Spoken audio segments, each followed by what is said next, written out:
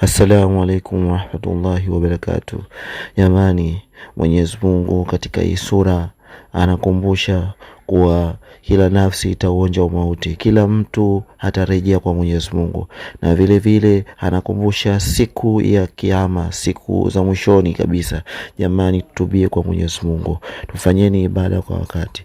Allah tufanyie wepesi inshallah. Tuisikilize sura inavyosoma. كل نفس ذائقة الموت وإنما توفون أجوركم يوم القيامة فمن زحزح عن النار وأدخل الجنة فقد فاز وما الحياة الدنيا